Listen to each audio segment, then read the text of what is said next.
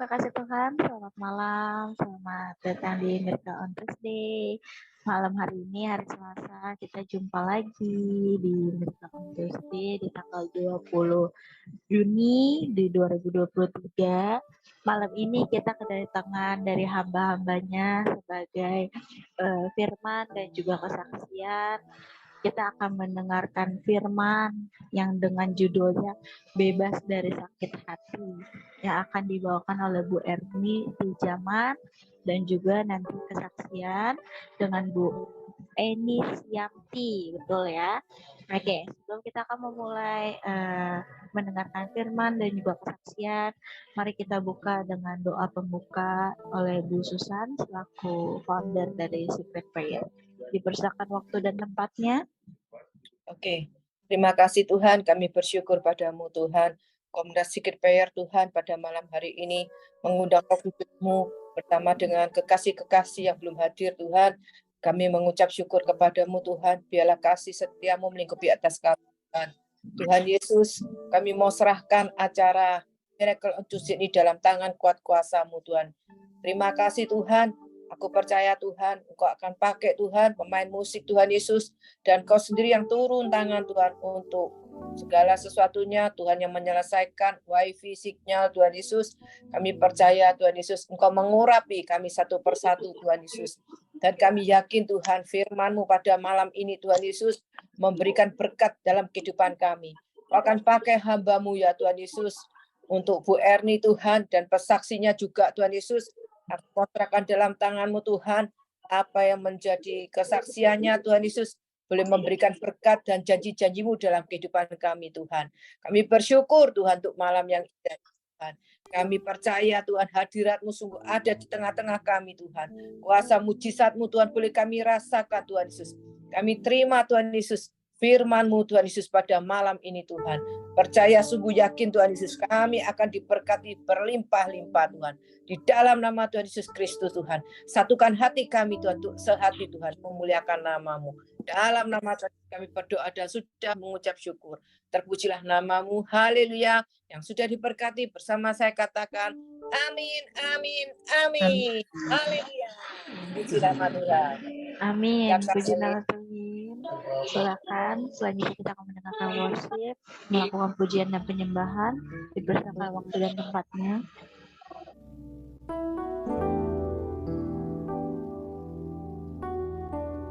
Terima kasih Tuhan.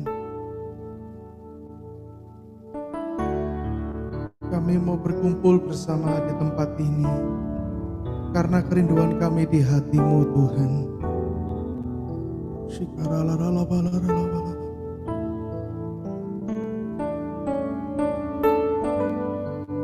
Engkau lihat Tuhan setiap hati yang rindu, setiap hati yang taat, setiap hati yang selalu mau ikut dalam acara ini Tuhan.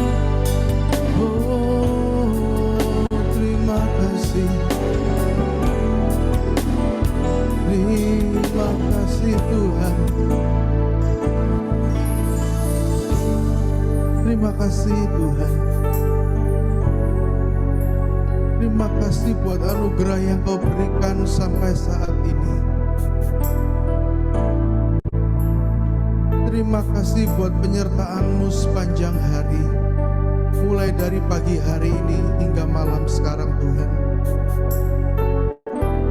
Terima kasih Yesus.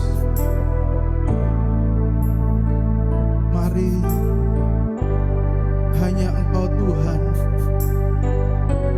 yang menuntun dan mengurapi setiap kami, sehingga kami lebih mengenal Engkau lebih dalam lagi Tuhan. Terima kasih Yesus. Terima kasih.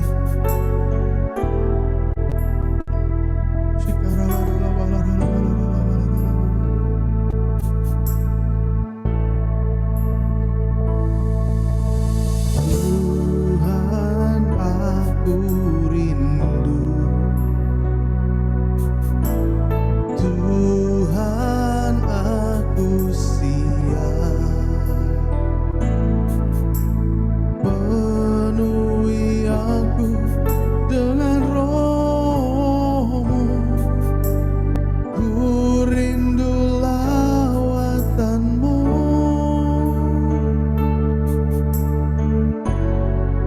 Tuhan, kami rindu Bapa. Kami rindu merasakan setiap lawatan-Mu Tuhan. Tuhan, aku rindu. Tuhan, aku siap.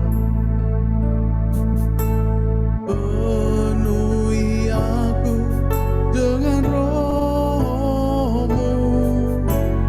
Ku rindu lawatan-Mu.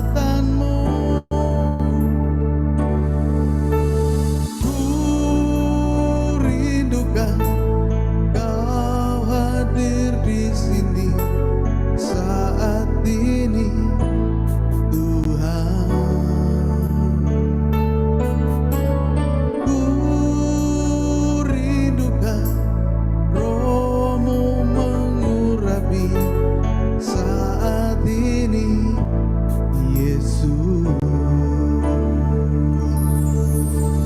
Ku rindukan Kau hadir di sini saat ini, Tuhan.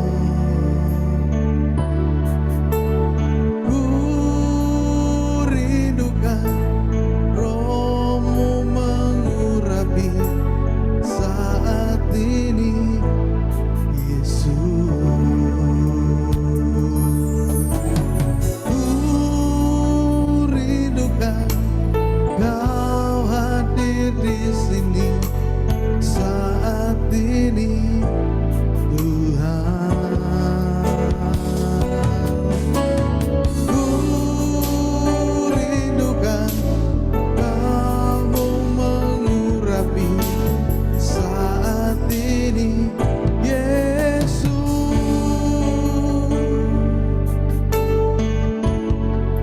Oh, mari bersama katakan, Tuhan, aku rindu. Tuhan, aku rindu.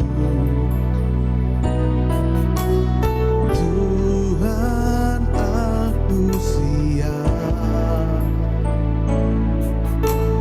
Penuhi aku dengan Roh-Mu.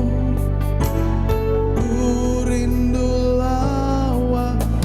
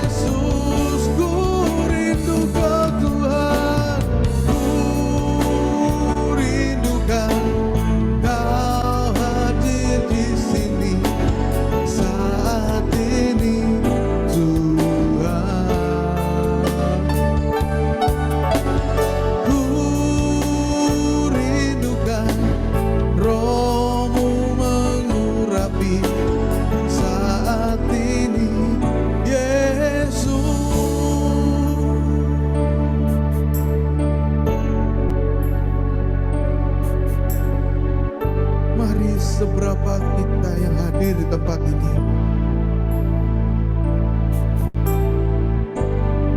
Mari, seberapa kita yang rindu akan hadirat Tuhan. Mari berfokus. Terima kasih Tuhan. Terima kasih Tuhan. Kami mau lebih berfokus lagi dalam hadirat-Mu.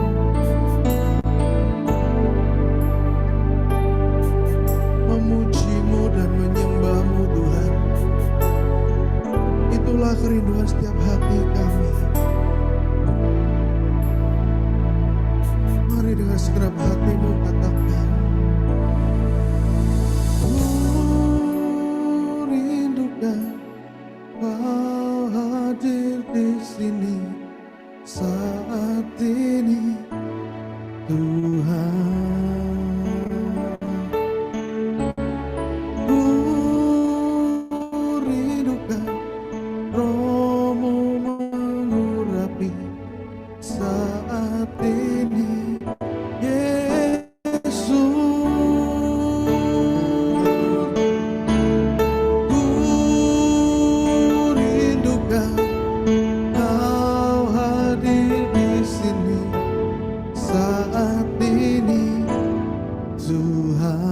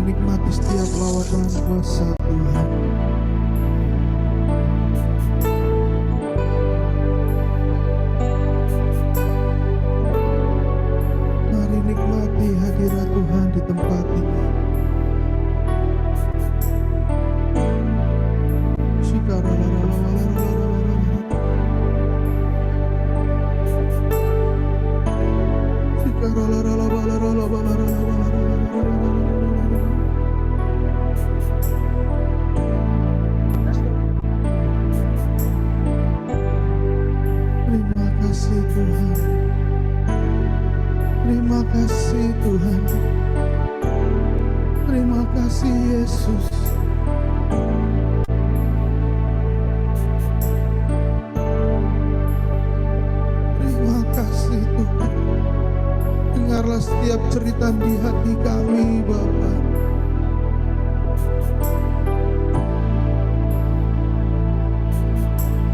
Bapa-Ku yang di surga,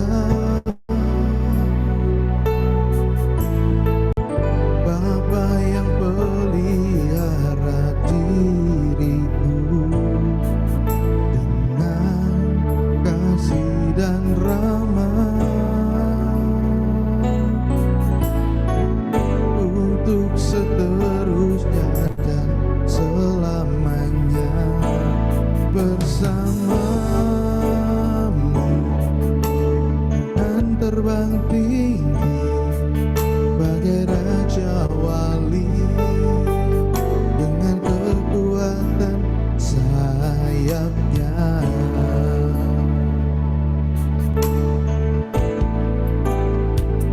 Aku mengandalkan Engkau, ya Tuhan, menaruh harapan hanya padamu. Engkau kekuatanku dan perlindunganku, berkat-Mu melimpah dalam hidupku.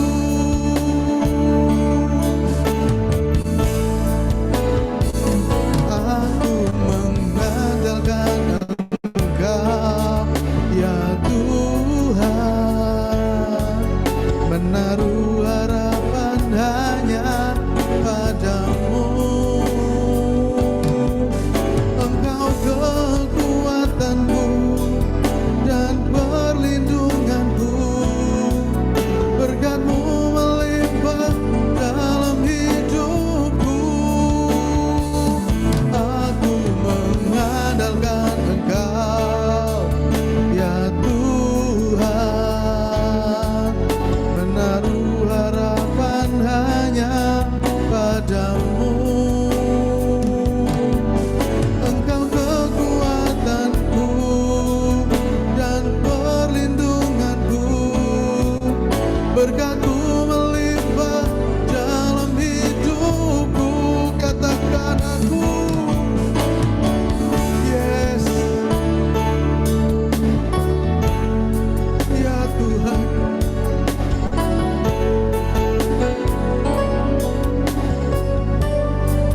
Kami mau mengandalkan Engkau di setiap jalan hidup kami, Tuhan. Karena hanya Engkaulah yang dapat kami andalkan. Karena Engkaulah harapan dari setiap kami.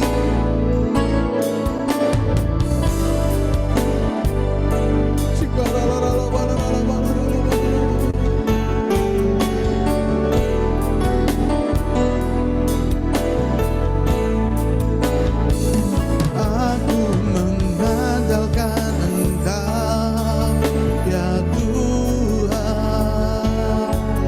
menaruh harapan hanya padamu. Engkau kekuatanku dan perlindunganku, berkat-Mu melimpah dalam hidupku. Aku mengandalkan Engkau, ya Tuhan, menaruh harapan hanya padamu.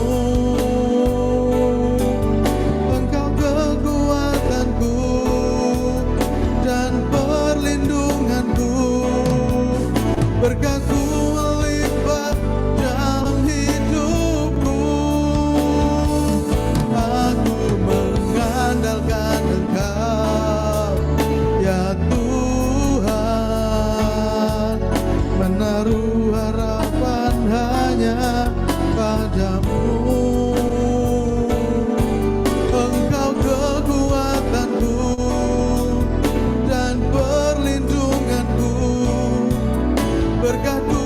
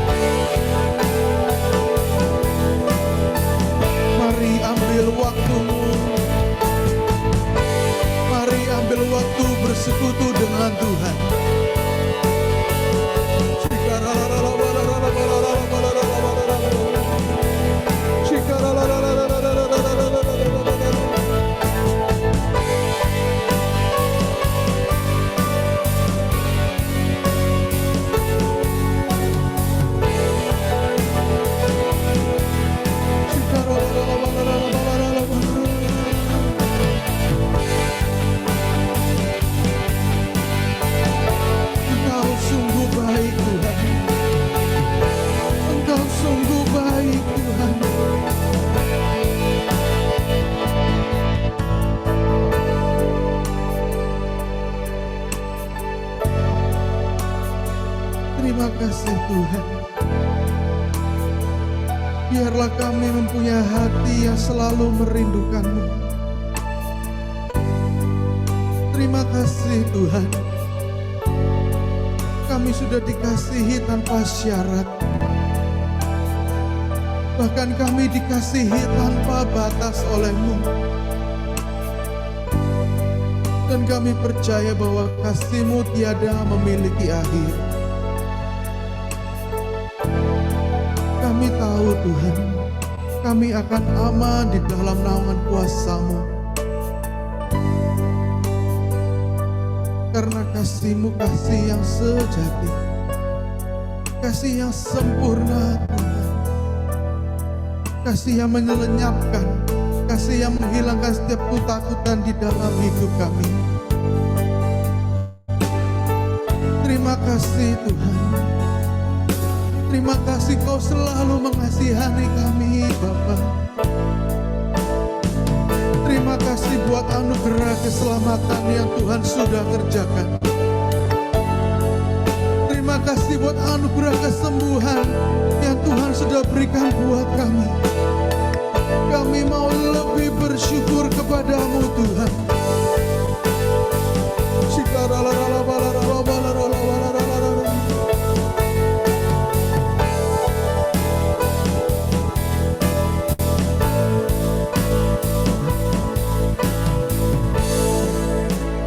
Hanya Kau yang menjadi tempat jawaban. Hanya Kau tempatku berharap. Berjalan bersamamu, ku takkan goyah, sebab tangan kasih-Mu sedia bagiku. Selamanya Kau ku cinta. Mari lambaikan tanganmu, beri tepuk tangan buat Tuhan.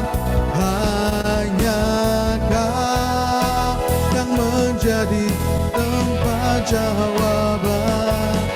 Hanya Kau tempatku berharap. Berjalan bersamamu, ku takkan goyah, sebab tangan kasih-Mu tersedia bagiku. Selamanya Kau ku cinta. Hanya Kau menjadi tempat jawaban. Hanya Kau tempatku berharap. Berjalan bersamamu, ku takkan goyah, sebab tangan kasih-Mu tersedia bagiku. Selamanya Kau ku cinta. Mari beri tepuk tangan lagi yang terbaik buat Tuhan. Hanya Kau yang menjadi tempat jawaban. Hanya Kau tempatku berharap. Berjalan bersamamu, ku takkan goyah, sebab tangan kasih-Mu tersedia bagiku. Selamanya Kau ku cinta.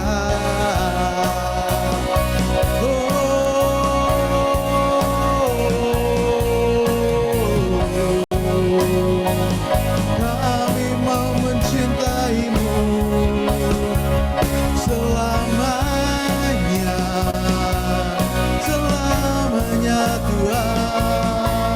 I love you Jesus. Selamanya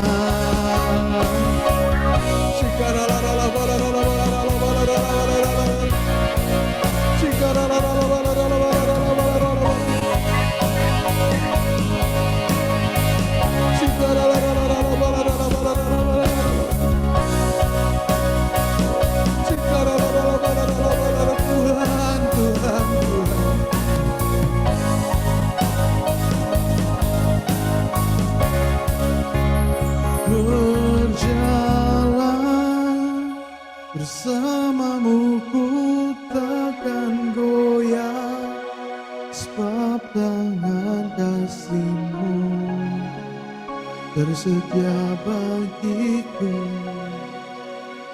Selamanya ku cinta.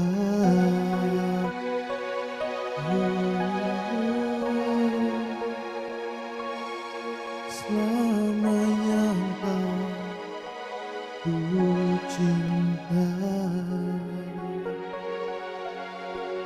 Terima kasih Tuhan. Terima kasih Tuhan. Kami mau mencintai-Mu lebih sungguh-sungguh lagi. Kami mau mencintai-Mu dengan segenap hati kami Tuhan. Terima kasih Bapa. Mari yang mencintai Tuhan lebih lagi bersama katakan, yes, Tuhan Yesus memberkati. Amin. Oke, baik. Amin. Terima kasih untuk worship. Sekarang kita akan mendengarkan firman dari hambanya yang diurapi Tuhan dengan tema bebas dari sakit hati oleh Pastor Erni Tijaman. Dipersilakan Pastor Erni Tijaman, waktu dan tempatnya. Oke. Shalom semuanya. Oke, semua di mute ya. Shalom, Bu Erni.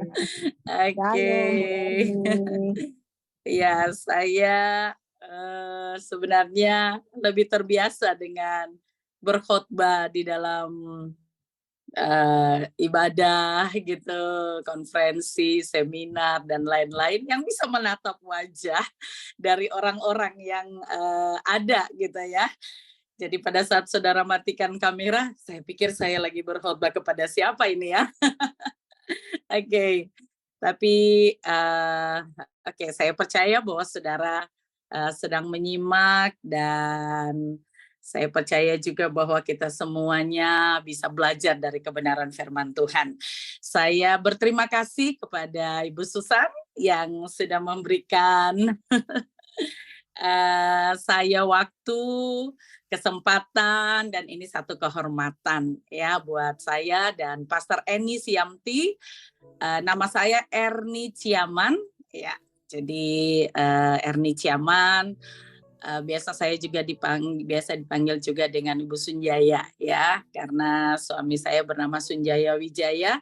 Kami adalah gembala sidang di GSJA Sungai Kehidupan Surabaya di belakang Galaxy Mall ya, perumahan Dharma Husada Mas. Anak saya 4. Sebenarnya 5, 1 saya keguguran gitu, dan 4 yang hidup, 2 tahun ini skripsi selesai dan 2-nya SMA gitu ya, naik kelas 3 dan kelas 2 SMA. Puji Tuhan.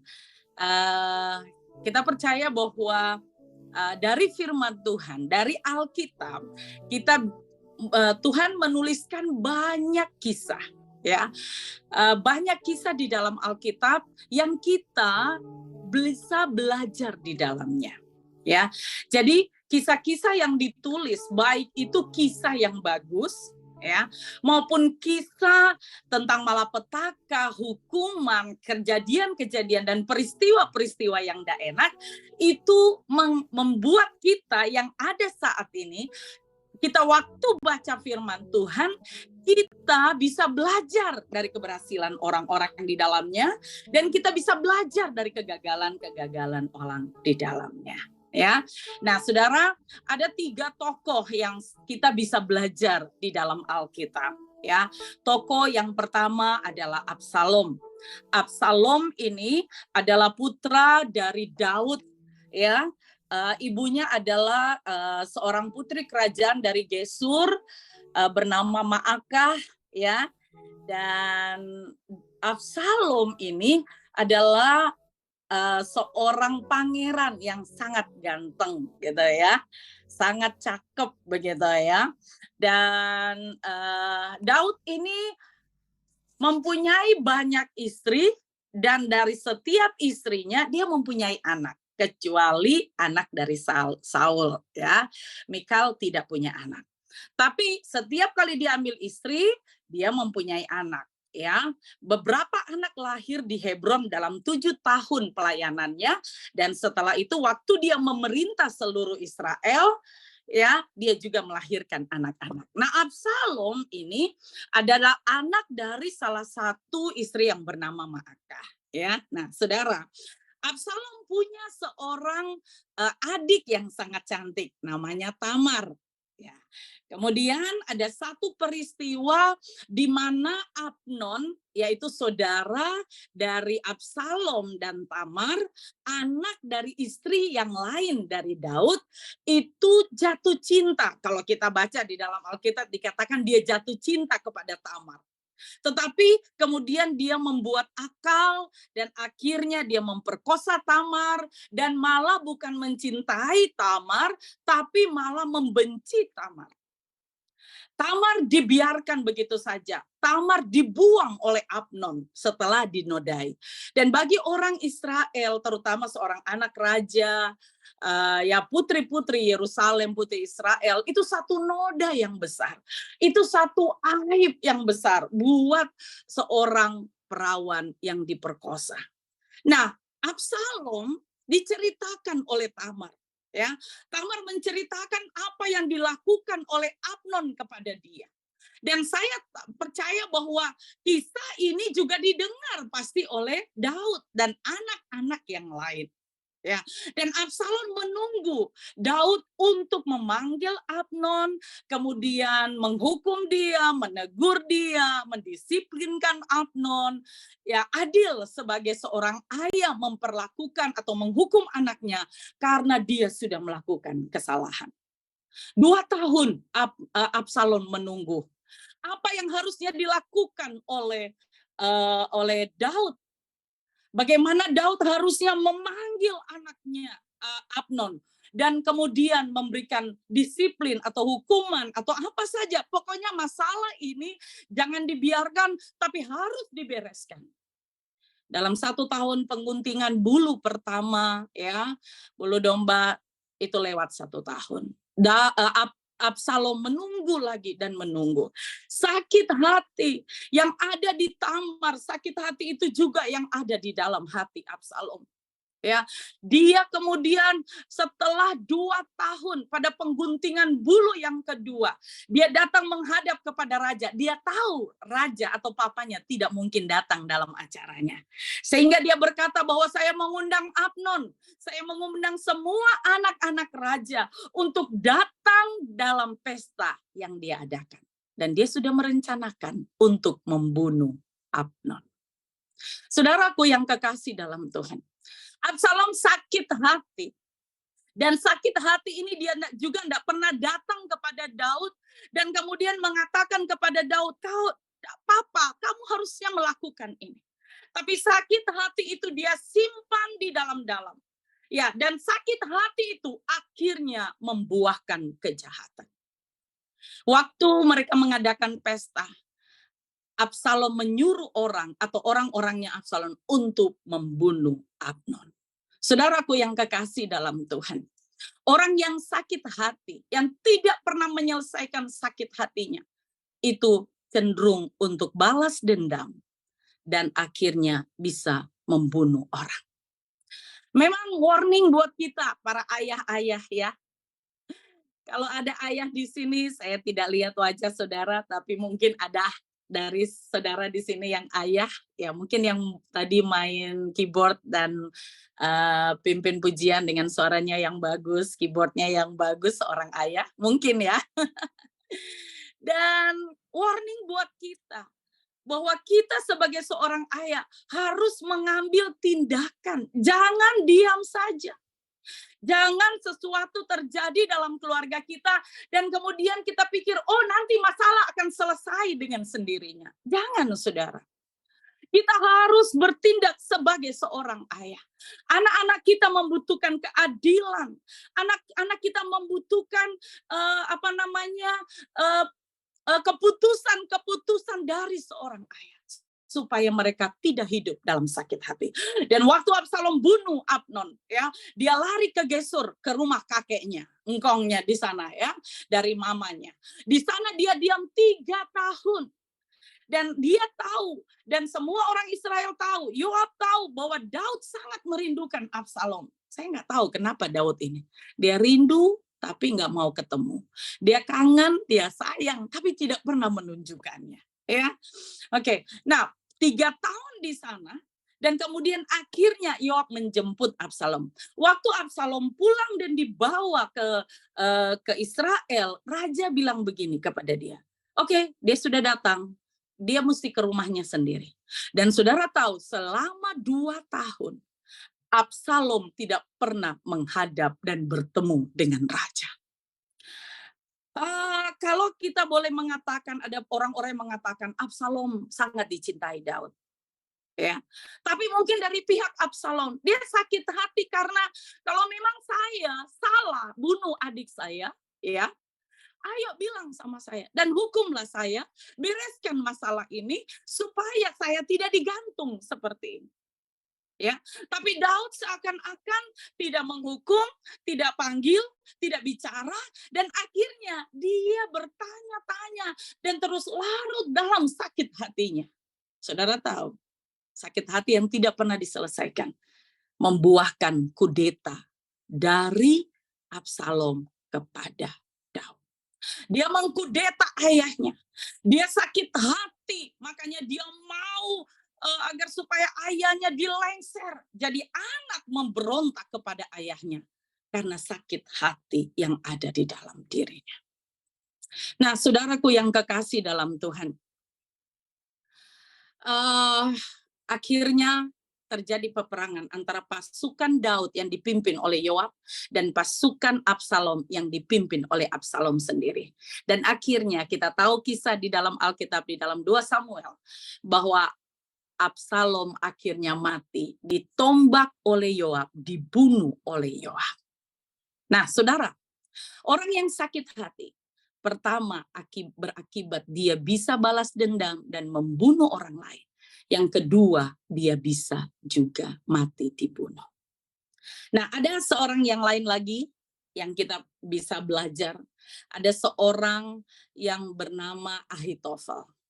Ya, Ahitofel ini adalah seorang penasehat Daud. Ya, seorang imam dari Gilo dari tanah Yehuda. Seorang yang sangat dekat dengan Tuhan.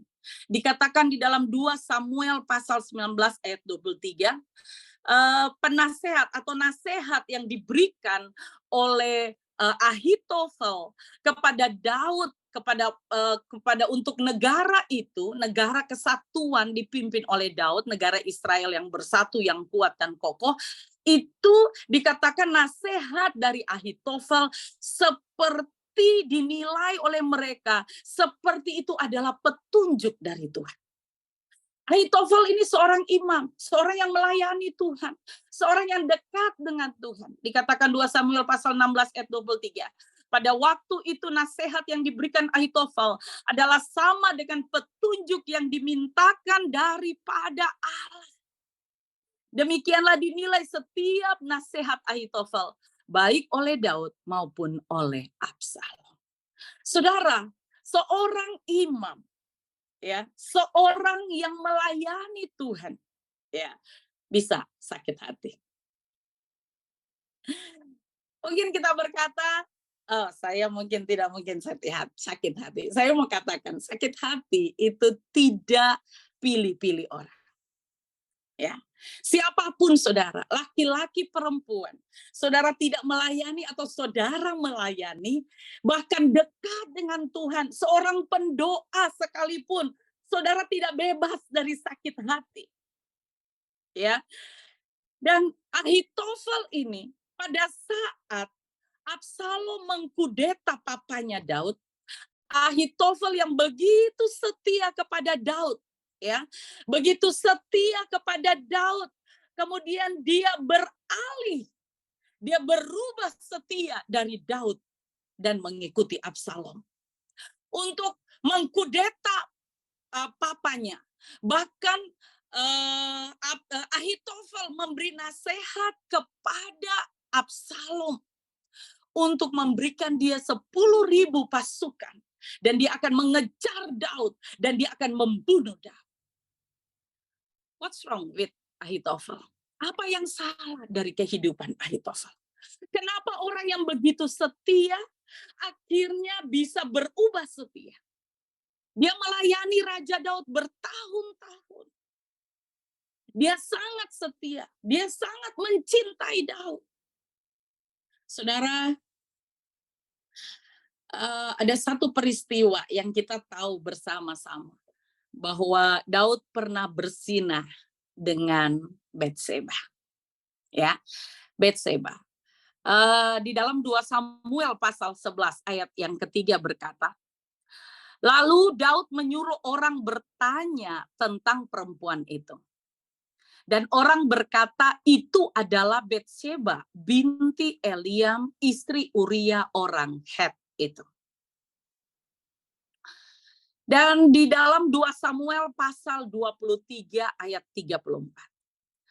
Elifelet ini kisah atau daftar dari pasal 23 dalam 2 Samuel ini adalah pasal di mana menuliskan pahlawan-pahlawan Daud. Daud memiliki pahlawan-pahlawan yang gagah perkasa, dan di ayat 34 berkata, Elifelek anak Ahasbai, orang Maaka, Eliam anak Ahitofel, Ahitofel orang Gil. Oke, ya. Jadi saudara, Ahitofel punya anak namanya Eliam.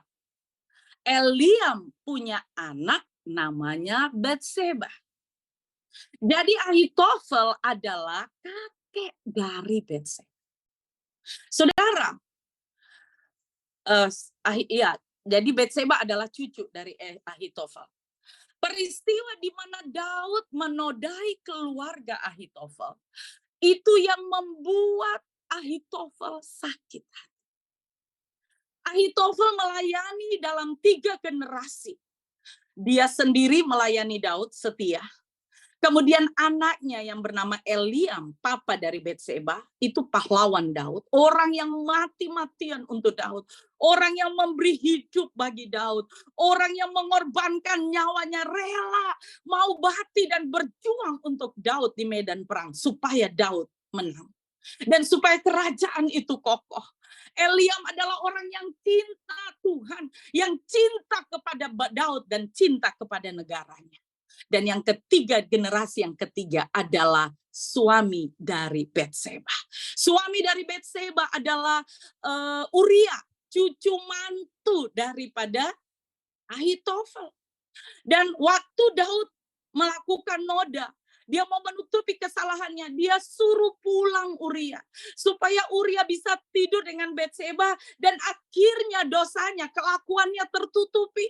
Tetapi keluarga ini dari turun-temurun, dari atas sampai ke bawah, sampai 3 generasi, mereka sungguh-sungguh mencintai Daud dan mereka mau berkorban bagi dia. Uria berkata, tidak tuanku, aku tidak akan pulang. Masa aku tidur dengan istriku? Enak-enak, sementara saudara-saudara, Yoab dan lain sebagainya, panglima-panglimamu, mereka berada di medan perang. Dia tidak tidur dengan istrinya, tapi dia punya hati untuk setia. Dia punya komitmen yang luar biasa sampai akhirnya dia mati dalam medan pertempuran. Dan kematiannya, Ahitofel tahu itu adalah kejahatan yang direncanakan. Mati Ahitofel merasa terluka. Dia sakit hati. Dia berkata, kok tega kamu ya? Aku mengabdikan diri kepadamu. Anakku menjadi orang yang membela kamu. Cucuku, mantuku juga. 3 generasi kami setia kepadamu. Tapi kau melakukan seperti itu. Saudara, alasan untuk Ahitofel sakit hati sangat masuk akal. Banyak kali kita juga berkata bahwa saya sakit hati karena begini dan begini. Memang semua alasan sakit sakit hati karena peristiwa yang betul-betul terjadi dalam hidup kita. Saya tidak mengada-ada, oh orang sakit hati itu sombong atau apa. Enggak, saudara. Ya. Sakit hati itu bisa datang kepada siapa saja, dan alasan kita sakit hati itu bisa dalam tanda kutip dibenarkan. Kok tega Daud melakukan hal itu kepada aku, kata Ahitofel. Sakit sekali hatiku seperti ini. Kok tega dia melakukannya. Tapi saudara, apapun alasan kita sakit hati itu tidak membuahkan kebaikan. Saudara, pada saat Absalom mengkudeta, ada dua penasehat, yaitu Ahitofel dan Husai. Waktu Ahitofel memberikan nasihat yang pertama, waktu Absalom tanya kepada dia, apa yang harus aku lakukan? Ahitofel bilang, hampiri gundik, ada 10 gundik istri dari papanya yang ditinggalkan di istana. Dan dia memperkosa mereka itu di depan umum. Nah, itu menggenapi perkataan hukuman bagi Daud lewat Nabi Natan. Jadi Ahitofel ada pada saat Nabi Natan menegur Daud. Dosa itu ada, dan Ahitofel memberikan saran itu, dan itu yang dilakukan oleh Absalom. Yang kedua, dia memberikan nasihat, berikan saya 10.000 tentara, aku akan bunuh Daud, saudara. Jadi Ahitofel memberi nasihat itu, kemudian Husai memberikan nasihat yang lain. Saudara, di dalam 2 Samuel pasal 17 ayat 14 dan 23. Lalu berkatalah Absalom dan setiap orang Israel, ya, nasihat Husai orang Arki itu lebih baik daripada nasihat Ahitofel. Sebab Tuhan telah memutuskan bahwa nasihat Ahitofel yang baik itu digagalkan supaya Tuhan mendatangkan celaka kepada Absalom. Ketika dilihat Ahitofel bahwa nasihatnya tidak diperdulikan, dipasangnyalah pelana keledainya. Lalu berangkatlah ia ke rumahnya, ke kotanya. Ia mengatur semua urusan rumah tangganya. Kemudian ia menggantung diri. Demikianlah ia mati. Lalu ia dikuburkan dalam kuburan air. Saudara, orang yang tidak menyelesaikan sakit hati, dan di dalam hatinya akan timbul akar pahit, akan timbul, akan berkecamuk, dendam, iri hati, kemarahan, semua saudara menjadi satu. Dan pada saat dia memberikan nasihat kepada kepada Absalom, Absalom kemudian meminta nasihat kepada Husai orang Arki, dan Husai memberi nasihat. Dia bilang, jangan Tuan. Jadi kalau itu Raja Daud itu pahlawan dari sejak muda. Orang-orangnya nggak akan tidur, ya. Jadi padahal Daud ini sudah kelelahan, ya. Daud sambil berdoa, Tuhan gagalkanlah nasihat dari Ahitofel. Dan itu benar-benar Tuhan yang campur tangan. Kalau malam itu Absalom mendengar nasihat dari Ahitofel, pasti Daud mati, saudara. Karena mereka sangat kelelahan. Ya, nah akibat Ahitofel hanya tidak didengarkan nasihatnya, dia tambah terluka. Jadi orang yang sakit hati gampang sekali terluka. Ya, dia terluka, dia kecewa, dia merasa nggak berguna, dia putus asa, dan apa yang dia lakukan, saudara? Dia bunuh diri. Tadi Absalom membunuh orang lain. Orang yang sakit hati bisa membunuh orang lain. Bisa mati dibunuh. Dan yang sekarang Ahitofel mati bunuh diri. Saudaraku yang kekasih dalam Tuhan. Dalam kehidupan kita, saya mau katakan bahwa semua orang bisa menyakiti kita. Atau kita masih bisa tersakiti selama kita ada di dunia ini. Nasihat firman Tuhan adalah jangan tinggal terus di dalam sakit hati. Kalau misalnya kita berkata, Pastor tahu nggak ya, bahwa saya sakit hati itu karena begini. Ada yang bilang, mertua saya itu begini. 10 tahun yang lalu, pastor, begini. Kemudian ini saya begitu, tetangga saya, teman bisnis saya, ngecek uang saya. Segala macam alasan kita untuk membenarkan sakit hati kita. Saya mau katakan, semua sakit hati tidak pernah berakhir dengan kebaikan.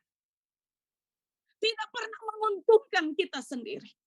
Dan benar, peristiwa-peristiwa yang membuat menjadi alasan untuk kita sakit hati, itu rasional.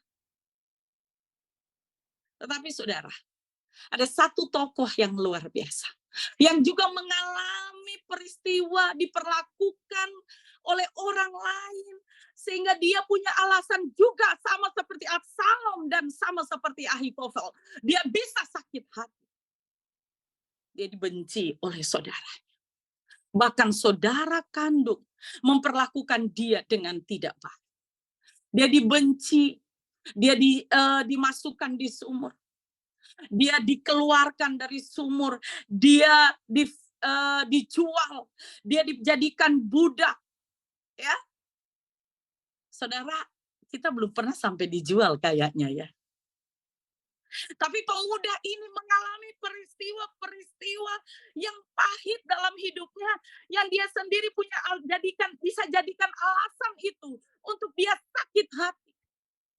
Dan saya mau katakan, seberapa besar rencana Tuhan yang mulia dalam hidupmu, itu bisa batal, bisa berakhir kalau saudara hidup dalam sakit hati. Saudara tidak bisa melihat bahwa hal-hal yang terjadi yang menyakitkan kita bukan sebagai sekolahnya Tuhan, bukan sebagai ujian bagi kita untuk kita lebih dekat dengan Tuhan, untuk kita mengandalkan Tuhan, untuk kita belajar mengucap syukur dalam setiap peristiwa pahit yang kita alami. Pemuda ini, Tuhan berikan dia janji akan jadikan orang hebat, akan bawa hidupnya untuk naik, akan jadikan dia pemimpin, dikasih mimpi yang luar biasa. Dan itu sangat nyata, saudara. Tapi dalam kenyataan yang dia alami tidak seperti yang dia mimpikan. Banyak kali dalam hidup kita, apa yang kita harapkan tidak menjadi kenyataan dalam hidup kita. Dan akhirnya ada orang-orang yang memilih untuk sakit hati dan terus tinggal dalam sakit hati dan kecewa berkepanjangan. Tapi ada orang-orang yang akhirnya melihat ini sebagai batu loncatan untuk dia terbang tinggi bersama dengan Tuhan. Pemuda ini dijual. Dia dituduh, dia difitnah.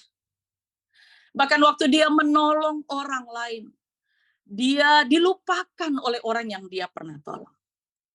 Saya tahu bahwa saudara tahu siapa pemuda ini. Pemuda ini bernama Yusuf. Bukan 1 tahun dia dikhianati. Atau bukan cuma 1 tahun dia mengalami peristiwa pahit. Bertahun-tahun. Bukan 5 tahun, bukan 10 tahun. Tapi sampai 13 tahun. Dia tiap hari bermimpi atau berpikir, mengharapkan hidupnya naik. Tapi bukan naik seperti apa janji Tuhan. Tapi malah turun sampai akhirnya jadi naik. Kalau boleh Yusuf berkata, Tuhan apa salahku Tuhan? Kalau boleh Yusuf mengatakan, Tuhan kenapa aku mengalami hal ini Tuhan? Tapi yang luar biasa, Yusuf menjalani proses dan dia tidak tinggal dalam sakit hati. Saudara, pada saat dia menerjemahkan mimpi dari juru minum dan juru roti kemudian digantung dan juru minum kembali kepada pekerjaannya. Yusuf berkata kepada juru minum, tolong ya saya. Ya, supaya saya bisa keluar. Saya nggak layak di sini. Saya ini difitnah. Saya nggak melakukannya. Pokoknya dia ngomong semuanya. Ya, tolong saya bilang sama raja supaya saya bisa keluar dari sini. Saya nggak layak ada di sini. Tapi saudara tahu, di menolong orang kita bisa kecewa karena kita dilupakan orang.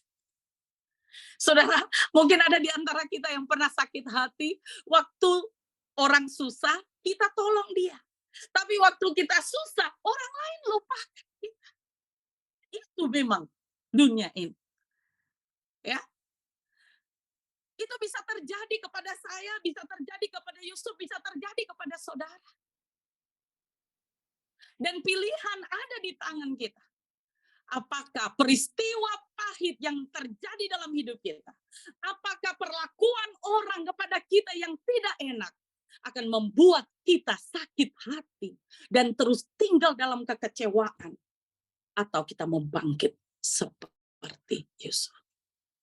2 tahun dia dilupakan.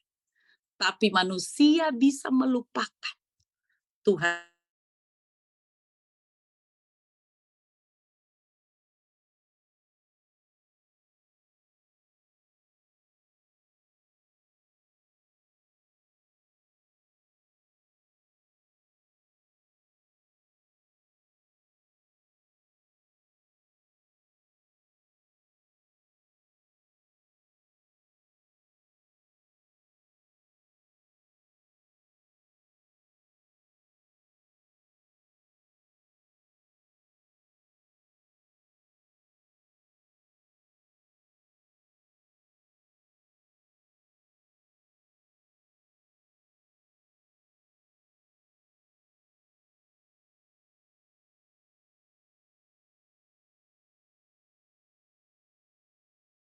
tidak pernah berjanji.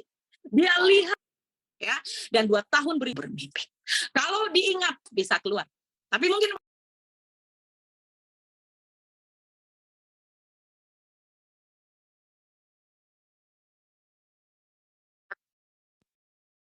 tapi Tuhan melakukan yang berbeda. Tuhan luar biasa. Ya, waktu Firaun bermimpi, lalu kemudian Yusuf menerjemahkan mimpi ini. Saudara tahu, di Kejadian pasal 41 ayat 38 berkata, lalu berkatalah Firaun kepada para pegawainya, mungkinkah kita mendapat orang seperti ini, seorang yang penuh dengan roh Allah. Saudara, yang bisa menolong kita lepas dari sakit hati adalah Roh Kudus. Mari saudara, kita memang tidak bisa ya dengan kekuatan kita. Tapi pada saat kita berkata, saya tidak mampu Tuhan, saya tidak bisa Tuhan, terlalu pahit apa yang dilakukan orang kepadaku Tuhan. Aku nggak bisa Tuhan. Tapi belajar dari kehidupan Yusuf. Ada roh Allah di dalam dia. Ada roh Allah yang memimpin kehidupannya. Roh Allah yang memampukan Yusuf untuk mengampuni. Sehingga waktu dia bertemu dengan saudara-saudaranya, dia tidak mengambil kesempatan untuk menghancurkan mereka. Dia tidak mengambil kesempatan untuk balas dendam. Tetapi dia berkata dalam Kejadian 50 ayat 20. Memang kamu telah mereka-rekakan yang jahat terhadap aku. Tetapi Allah mereka-rekakannya untuk kebaikan. Dengan maksud melakukan seperti yang terjadi sekarang ini. Yaitu memelihara hidup suatu bangsa yang besar. Amin. Sungguh luar biasa. Seseorang yang melihat bahwa peristiwa pahit, apa yang dilakukan orang dalam hidupnya, pahit yang terjadi dalam hidupnya, tidak membuat dia tinggal dalam sakit hati. Akhirnya bisa bunuh diri, kecewa, tinggalkan Tuhan, dan lain sebagainya. Tapi Yusuf sebaliknya. Roh Allah memimpin hidupnya, dan dia bisa mengampuni. Saudaraku yang kekasih dalam Tuhan. Apa yang terjadi dalam hidup saudara? Mari kita berkata bahwa saya mau mengampuni. Kalau Ahitofel waktu itu tidak bunuh diri, dia akan bisa melihat anak dari cucunya yaitu Betseba itu menjadi raja yang hebat. Dan Betseba menjadi permasyuri atau ibu suri yang sangat terhormat. Israel mengalami kejayaan yang luar biasa di bawah kepemimpinan Salomo. Dan Salomo adalah anak Betseba. Tetapi karena dia sudah terlanjur sakit hati, dia tidak melihat hal-hal yang baik setelah itu. Saudara, kalau kita mau melihat hal-hal yang baik dalam hidup kita ke depan, buang sakit hati. Ya, lepaskan sakit hati. Bebaskan diri kita. Mari kita minta Roh Kudus. Waktu saya dulu dalam hidup saya banyak kepahitan yang datang karena masih remaja, banyak peristiwa terjadi dalam hidup saya. Saya memilih untuk tidak sakit hati. Saya memilih untuk mengampuni. Saya memilih untuk dipimpin oleh Roh Allah daripada dipimpin oleh sakit hati. Puji Tuhan, kita akan mendengarkan kesaksian dari Pastor Eni. Pastor Eni ini adalah seorang pastoral, seorang pendeta ya, senior juga di gereja GSJ Sungai Kehidupan. Dia akan menceritakan bagaimana hidupnya sejak dari dia ada di dalam kandungan, mengalami penolakan, tapi dia akhirnya bisa bebas dari sakit hati. Silakan, Tuhan memberkati. Oke, Shalom, selamat malam.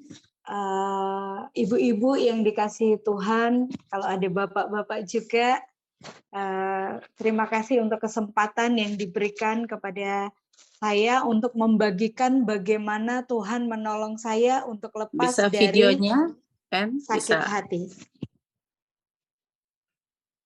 Bisa buka Halo, kamera. Pastor? Buka Ini kamera. saya, Oh, sudah ya? sudah buka. Iya. Oh, sudah ya. Oh, oke. Iya, saya sudah buka. Oke. Sejak dari dalam kandungan, keadaan dari papa dan mama saya tidak harmonis, sehingga waktu saya ada di dalam kandungan mama saya, papa dan mama saya itu saling menyakiti satu dengan yang lainnya. Dan kemudian saya menjadi korbannya. Dan sejak dari dalam kandungan saya sudah mengalami kekerasan karena papa saya memukuli mama, dan kemudian waktu saya dilahirkan, usia saya 3 bulan, papa dan mama saya bercerai. Papa saya menjual rumah dan juga tanah yang menjadi milik mereka berdua gitu. Dan akhirnya mama saya hidup dengan keadaan yang cukup sulit pada waktu itu. Saya tidak memiliki rumah, kami tidak memiliki rumah. Kami hidup dengan cukup sulit pada waktu itu tahun 1980. Itu keadaannya sangat sulit sekali. Bahkan kami tidak memiliki rumah gitu. Saya hidup dengan kehidupan yang serba kekurangan. Kami hidup di tanah pemerintah, di komplek pasar gitu, dan rumah kami waktu itu lantainya itu dari tanah. Setelah itu dindingnya papan, atapnya itu terbuat dari daun sagu yang kalau hujan itu kalau ada hujan dan angin, rumah saya itu semua air itu masuk ke dalam rumah. Saya hidup dengan dibully oleh anak dari tetangga saya. Dibilang, Eni anaknya orang miskin, Eni anaknya orang miskin, Eni rumahnya kayak kandang sapi gitu. Saya hidup dengan keadaan yang cukup sulit dan ada banyak penderitaan yang saya alami. Akhirnya saya sekolah pun juga sulit. Jarak dari rumah saya ke sekolah itu 7 kilo. Dan saya tidak punya kendaraan pada waktu itu. Kendaraan saya ke sekolah itu biasanya adalah sepeda ontel dan saya tidak punya sepeda ontel. Beberapa kali saya harus berjalan kaki karena saya tidak mendapat tumpangan. kehidupan yang sangat sulit, kehidupan yang cukup keras, cukup berat, membuat saya berpikir bahwa kenapa saya harus menghadapi semua ini? Kenapa saya harus mengalami pengalaman-pengalaman yang menyakitkan, pengalaman yang berat, dan saya tahu ini sumbernya karena siapa? Sumbernya adalah karena papa saya, gitu. Dan saya hidup dengan sakit hati yang cukup besar kepada papa saya. Dan saya begitu marah. Sampai di usia saya remaja, saya berkata, buat apa saya hidup? Kalau saya harus mengalami begitu banyak penderitaan, kenapa saya harus hidup? Lebih baik saya mati. Dan di usia remaja itu saya ingin sekali bunuh diri. Karena buat saya lebih baik saya mati daripada saya hidup tapi harus mengalami banyak penderitaan, banyak kesulitan. Sampai satu kali untuk pertama kalinya dalam hidup saya, di usia saya yang ke-19 tahun, saya baru pertama kali bertemu dengan papa saya.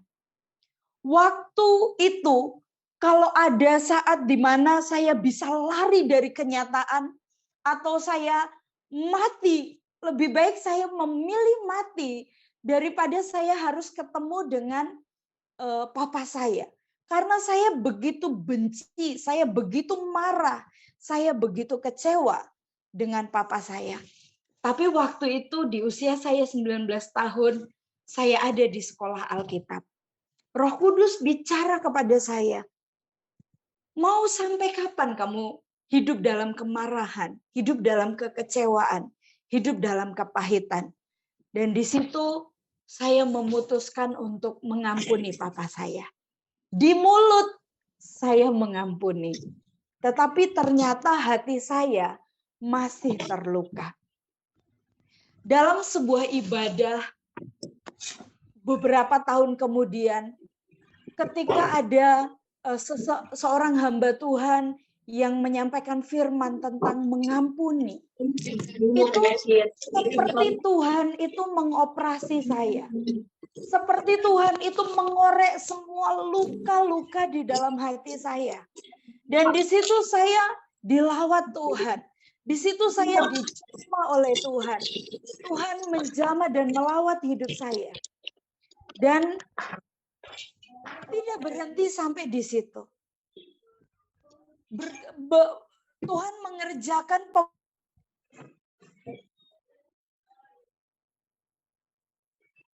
Kemiut, Pastor.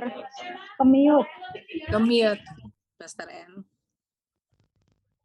Ini saya di mute karena saya tidak menyentuh layar. Oke.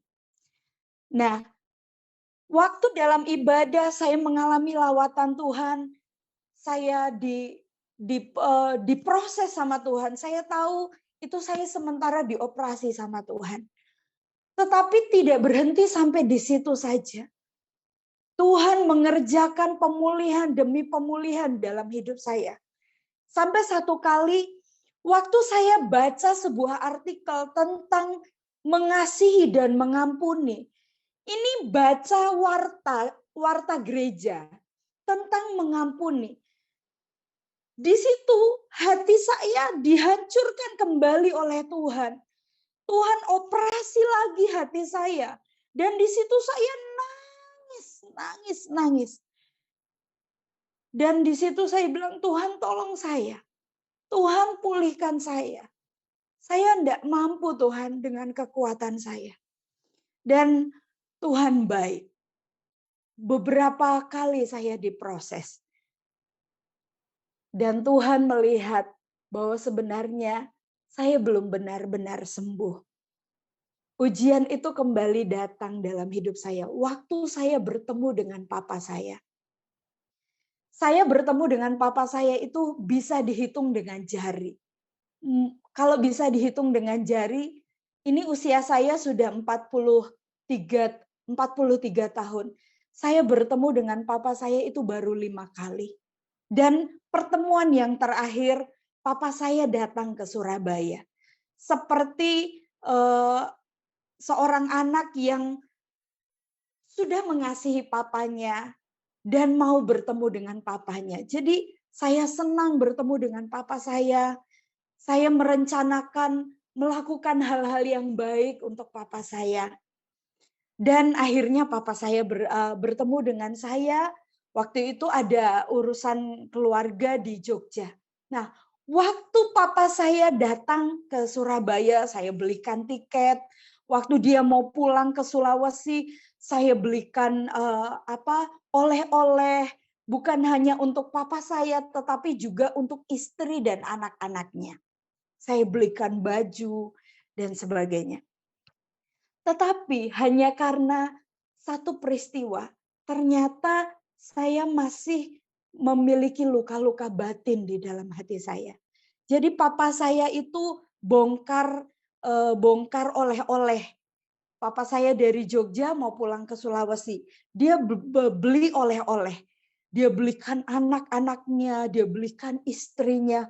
Waktu dia packing barang itu, dan kemudian dia membawa oleh-oleh dari Jogja untuk diberikan kepada keluarganya, kepada anak dan istrinya.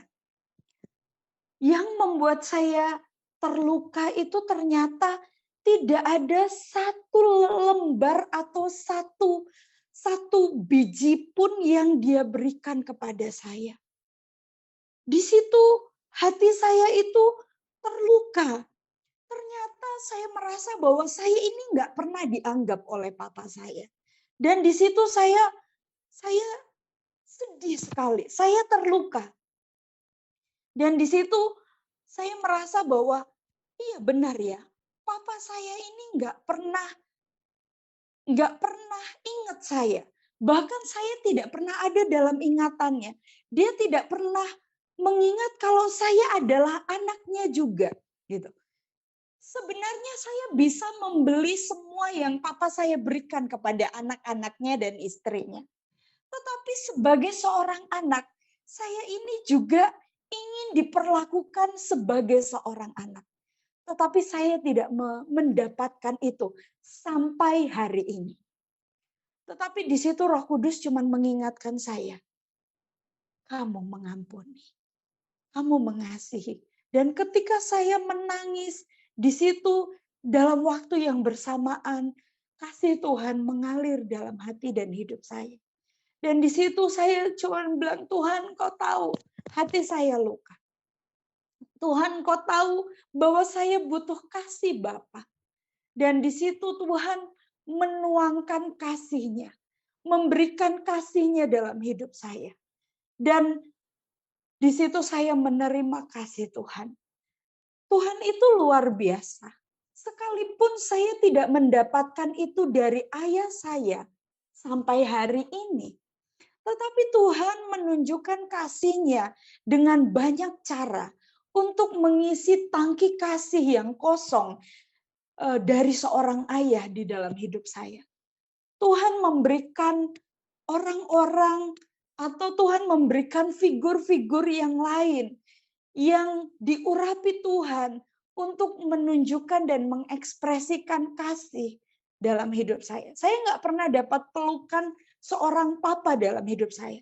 Tapi Tuhan mengirimkan seorang pemimpin rohani, seorang mentor, namanya Pendeta Sam Sokota, yang dalam satu peristiwa tiba-tiba dia datang dan dia berkata, Eni, saya ingin memeluk kamu. Dan di situ Om Sam ini memeluk saya dengan pelukan yang belum pernah saya rasakan dalam hidup saya.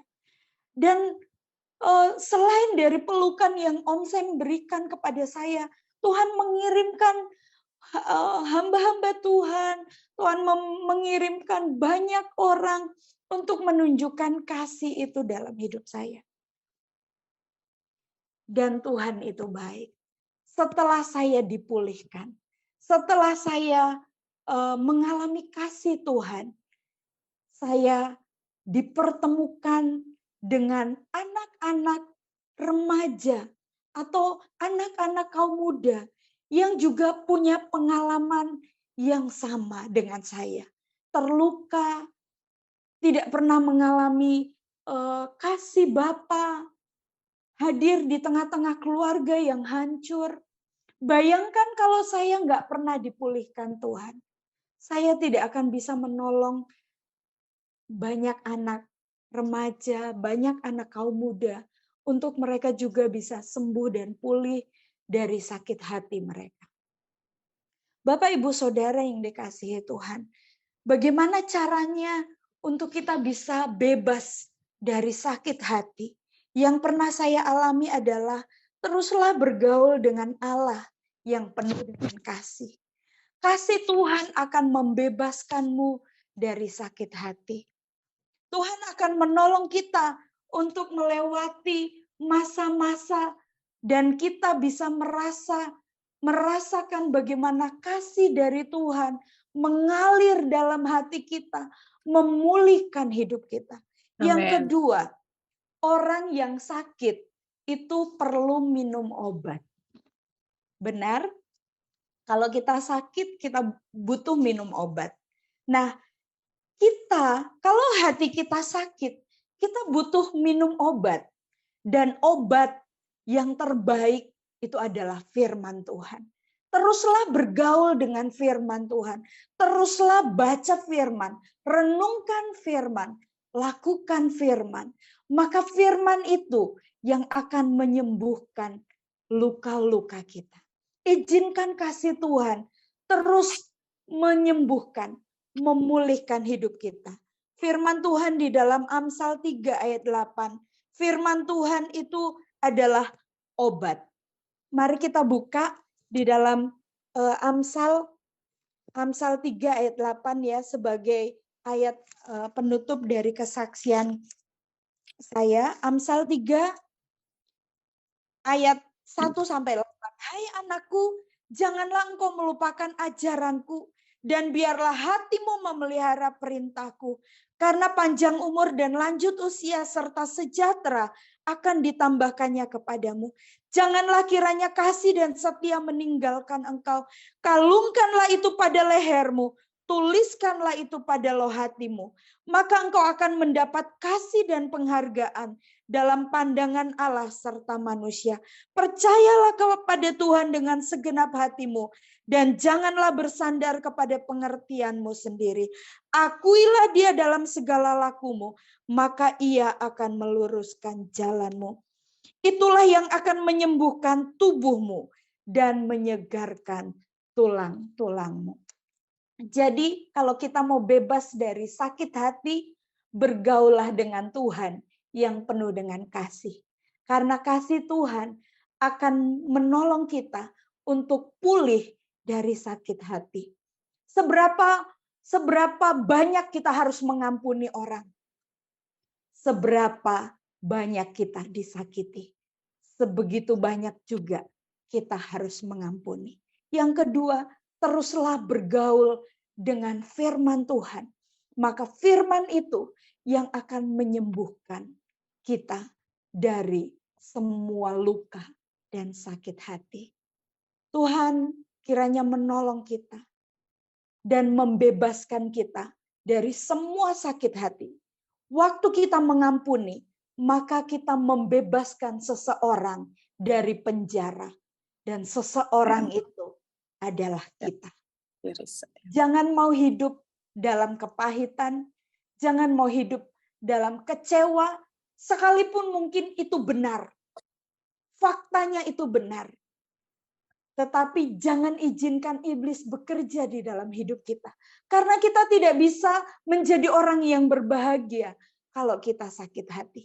Tapi waktu kita mengampuni, maka kita akan menjadi orang yang paling berbahagia. Karena kita dimerdekakan, kita dibebaskan dari semua belenggu yang membelenggu hidup kita. Dan waktu saya bebas dari sakit hati, waktu saya mengampuni papa saya menjadi orang yang paling merdeka. Dan saya bisa menolong banyak orang untuk pulih dari luka-luka batinnya. Amin. Karena saya pulih, saya bisa tolong orang lain untuk pulih. Kalau saya nggak pulih, bagaimana saya bisa tolong orang lain? Oleh sebab Amin. itu, mari kita sebagai anak-anak Tuhan, ampuni orang lain. Kasihi orang lain. Mengasihi dan mengampuni itu memberikan kebahagiaan bagi diri kita sendiri. Amin. Terima kasih Tuhan. Apa yang takut itu? Amin, Kiranya amin. Puji kesaksian ini akan Tuhan. memberkati. Amin.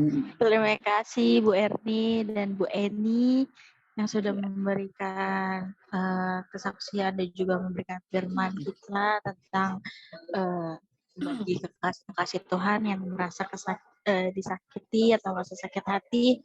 Obatnya hanya firman Tuhan ya, kekasih Tuhan. Jangan lupa baca firman Tuhan setiap hari. Ya, dipimpin oleh Roh Kudus. Iya, dipimpin Roh Kudus. Aku aja masih bolong-bolong dibacanya. Ah, Oke. Selanjutnya mungkin mulai kita akan semangat mendengarkan. hari ini. Amin, puji Tuhan. Kita akan mendengarkan kesimpulan nih dari Bu Susan selaku founder dari Secret Prayer. Silakan Bu Susan. Oke, wow, dahsyat ya. Kita berikan jempol buat Tuhan Yesus ya, yang memakai Bu Erni pada malam ini untuk menjelaskan mengenai sakit hati. Ayo, kekasih Tuhan, siapa yang di sini sakit hati? Ayo, boleh angkat tangan. Ayo, yang sakit hati angkat tangan yuk. Wow, ternyata Bu Erni di Secret Prayer Asal tidak ada jangan yang angkat sakit kaki hati. ya. Itu tandanya luar biasa ya. Nggak tahu lagi kalau nggak ngaku ya, puji nama Tuhan ya. Tapi sudah dijelaskan sama Bu Erni ya, kekasih Tuhan, contoh-contohnya sakit hati. Memang kekasih Tuhan, belajarnya itu berapa lama ya Bu Susan untuk supaya nggak sakit hati? Nggak gampang ya. Kita sebagai anak Seumur Tuhan, hidup. hamba-hamba Tuhan, nggak gampang. Selagi hidup kita harus belajar mengampuni, tadi katakan. Sakit hati itu, Ya. aduh, obatnya itu bukan langsung instan, enggak, melalui proses kekasih Tuhan, ya. Jadi Ya. tadi dikatakan oleh Bu Erni, kalau kita sakit hati, yang rugi itu bukan orang yang nyakit kita, enggak loh kekasih Tuhan. Yang rugi Ya. itu kita sendiri. Jadi itu merupakan satu kebodohan kekasih Tuhan. Ngapain gitu loh, ya. Kalau dulu, ya saya percaya sih setiap kekasih Tuhan di tempat ini nggak pernah nggak sakit hati. Ya, makanya saya ngomong ya nggak pernah sakit hati, tolong angkat tangan. Ya luar biasa. Ya. Jadi tapi sekarang kan kita sudah masuki apa? Komunitas Secret Prayer, pujian penyembahan. Itu nggak boleh kekasih Tuhan. Ya. Kalau kita sudah dekat sama Tuhan, kita punya sakit hati, rugi besar. Ya, Pertolongan Tuhan pasti nggak akan datang. Ya, sungguh. Itu Bu Erni sudah mengalami. Saya melihat kesaksian Bu Erni luar biasa ya. Walaupun saya sekarang di Jakarta, tapi saya percaya pelayanan Bu Erni dipakai Tuhan secara luar biasa, ya. Teman-teman semuanya kekasih Tuhan, belajarlah untuk tadi dikatakan oleh Bu Eni juga kesaksiannya ya. Memang enggak gampang Bu Eni ya. Kalau orang tua punya kasih dan tidak berlaku adil, ya. Saya aja punya anak 5. Terkadang aja masih anak saya ngomong, aduh mami gak adil. Punya anak emas, anak kesayangan. Ya seperti itu ya kekasih Tuhan ya. Betul. Kita rasanya sudah anak 5 sudah adil semua. Tapi masih katakan nggak adil ya, punya anak emas. Tapi kita kekasih Tuhan, kita mau belajar. Karena apa? Betul-betul sakit hati itu kelihatannya simpel. Kita enggak bereskan ya. Kita enggak bereskan. Itu menggerogoti kita loh. Saya pernah dengar kesaksian juga itu Bu Eri. Sakit hati, orangnya sudah meninggal masih sakit hati. Nah itu loh bodoh. Aduh. Iya. Cerita sama saya, cerita. Saya Membuat pikir, dirinya kenapa orang menderita ini? sendiri. Iya, betul. Ya loh. Setelah saya konseling udah minta maaf, ayo udah selesai. Bereskan sakit hati. Udah Bu, orangnya udah meninggal. Aduh, ngapain kamu ceritain? Ya kasih Tuhan, itu merupakan satu kebodohan kasih Tuhan. Sungguhan, kalau kita mau dipakai oleh Tuhan, kekasih Tuhan di tempat ini, ayo belajar melepaskan pengampunan. Gak gampang memang ini, ya. Hati ini rasanya kepengen ngampuni. Bahkan ketika kita memang nggak salah, tapi kita suruh minta maaf. Itu loh, anak Tuhan tuh seperti Ya. gitu loh. Ajaran Tuhan Yesus gitu, kasih. Ya, nggak salah, rasanya nggak salah Bu Susan. Aku ini benar. Tapi aku harus nyapa dulu Bu Susan. Nah ini loh, sudah tak sapa, orangnya melengos. Aduh, hatiku tambah kesel. Berapa banyak kita seperti itu kasih Tuhan? Simple. Karena apa? Nggak disalami aja bisa diplengosi itu. Seperti Bu Eri. Ya loh, mungkin Bu Eri nggak kelihatan. Wah, Bu Eri sombong Bu Eri. Di depanku loh nggak kelihatan Bu Eri. Ya, kita nggak ngerti kekasih Tuhan. Iya. Seringkali kita pakai pikiran sendiri. Tapi ya kekasih Tuhan, setelah kita belajar malam ini, kita lebih lagi dewasa rohani. Ya, kalau orang dewasa rohani nggak boleh nyimpen namanya sakit hati. Apalagi berhari-hari. Cepat selesaikan. Suami istri sebelum matahari terbit ataupun terbenam. Ya, lakukan itu. Wah, aku gak salah Bu Susan, yang salah suamiku. Sudahlah, supaya rumah tangga aman. Dan kekasih Tuhan, bikin itu satu komitmen. Ya, kalau yang minta ampun terlebih dahulu suami atau istri, saya seringkali ngomong sama almarhum suami saya minta ampun terlebih dahulu, itu yang ngasih saya kado. Nah, itu luar biasa kekasih Tuhan. Jadi yang minta ampun itu yang ngasih kado pertama kali. Traktir makan ataupun apa, ini mungkin tips ya buat suami istri ya. Kalau bertengkar sama suami ya, udah jangan diterus-teruskan kuat-kuatan. Janganlah kekasih Tuhan. Iblisnya nanti muncul. Rugi sendiri. Bukan Tuhan Yesus, benar. Ya, marah suami ini adep tembok, yang istrinya adep sini, sudah bokong-bokongan. Ya, pernah ya mungkin kekasih Tuhan ya, yang belum menikah kan nggak tahu. Tapi ya juga pernah tahu kalau orang tuanya marah bagaimana. Mungkin bisa tidur di luar ya, tidur satu kamar. Wah, ini sudah tahu nih. Papi mami tengkar ini, satunya di atas, satunya di bawah. Seperti itu kekasih Tuhan. Tapi kita kalau dalam Tuhan, ayo kita memberikan keluarga kita keluarga yang harmonis, keluarga cinta Tuhan. Jangan sampai iblis itu memecah belah. Itu senangannya iblis itu, kekasih Tuhan. Kalau sakit hati, yang saya tahu banyak penyakit yang datang. Ada penyakit-penyakit itu. Ya, tensinya bisa naik. Terus satu. Ya, jantung dipompa. Jangan suka marah-marah ya kekasih ya di tempat ini. Ibu-ibu juga jangan katakan hormonku nggak lancar. Kamu harus ngerti aku, ya. Banyak alasan-alasan. Ya ibu-ibu ya. Ini Elis juga mesem-mesem ini. Kadang kalau kasih tahu, Mami, lagi waktunya, Mami. Nah, itu loh anak-anak, ya. Di nama Tuhan, kita jangan cari alasan. Kalau kita memang salah, kita minta ampun sama Tuhan. Cepet beres, no. Cepet. Kita mau dapat berkat Tuhan, cepet beres, no. Karena sakit penyakit itu dimulai dari hati. Hati ini nggak bersih. Nyimpen terus saya, simpen. Sampai itu lama-lama membusuk. Kekasih Tuhan. Ya, jadi jangan nyimpen sampah. Buang sampah itu. Baunya udah nggak enak sampah itu. Kita isi dengan hati yang luar biasa, yaitu tadi merenungkan firman Tuhan, pujian penyembahan, ya. Di komunitas Secret Prayer ini, kita mengajarkan untuk satu, intimasi sama Tuhan. Banyak memuji, menyembah. Masalah tetap ada. Memuji, menyembah itu kita tetap ada masalah itu. Tapi satu hal, kita dikuatkan. Kita diubah. Karakter kita diubah, ya. Maka ada satu firman Tuhan yang saya sukai dalam Matius 6 ayat 6 itu, masuk, tutup pintu kamar, berdoa sendiri sama Tuhan dan Tuhan akan menjawab. Kalau sudah kita nggak bisa melakukan apa-apa, masuk kamar, doa. Doa itu perlu sendiri terkadang tuh, nggak bareng-bareng. Tapi di komunitas kita, Secret Prayer, kita saling bersatu, saling mendoakan, saling melengkapi. Bukan saling untuk menghujat, bukan, ya. Tapi satu hal, kita mau bertumbuh, kita mau saling sungguh-sungguh di hadapan Tuhan untuk memuliakan nama Tuhan, ya. Kasih Tuhan. Jadi malam ini sangat luar biasa, ya, firman Tuhannya. Sakit hati, ayo dibersihkan ya. Nanti malam ada doa malam jam 12 malam. Ingat-ingat, ya, siapa yang masih nyimpen mertuamu, ya loh, adik iparmu, anakmu, menantumu, siapa saja itu. Termasuk saya sendiri juga gitu, minta ampun sama Tuhan. Ya loh, saya juga nggak tahu. apa yang harus lakukan, tapi saya mau belajar mengampuni. Setiap hari itu kita minta ampun sama Tuhan, kekasih Tuhan. Ya, rasanya kita enggak ada salah, enggak ada musuh, tapi kita kan enggak tahu. Nah, kita minta ampun sama Tuhan. Siapa Tuhan? Hari ini aku bertemu dengan siapa Tuhan? Mungkin perkataanku enggak sengaja, guyonan tapi menyakitkan ya. Seperti saya tadi guyonan tapi menyakitkan Elis. Mungkin seperti itu. Ya, contohnya Elis ya. Contoh, saya kasih yang contoh yang mudah. Ya, puji nama Tuhan, kita mau bertanggung jawab sama Tuhan. Hidup ini singkat, kekasih Tuhan.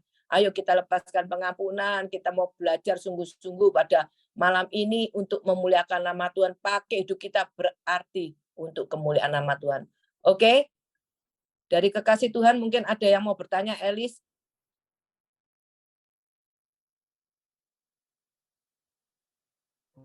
Oke, baik. Dari kekasih Tuhan, kita udah masuk nih ke sesi tanya jawab. Ayo, dari Bu Erni ataupun Bu Eni yang sudah menyampaikan. Sekiranya mungkin ada yang ingin ditanyakan. Foto ini sudah, dari kekasih Tuhan. Udah, aku udah rekam. Udah rekam tadi. Foto. Oh. Iya. Udah disuruh buka kamera. Tadi kan aku pakai HP soalnya, nggak pakai laptop. Tapi kok nggak dikasih tahu? Nah ini. Nggak apa-apa, itu harus semua natural. Ya, kan kita pujian penyembahan kan natural. Oh dibuka kok.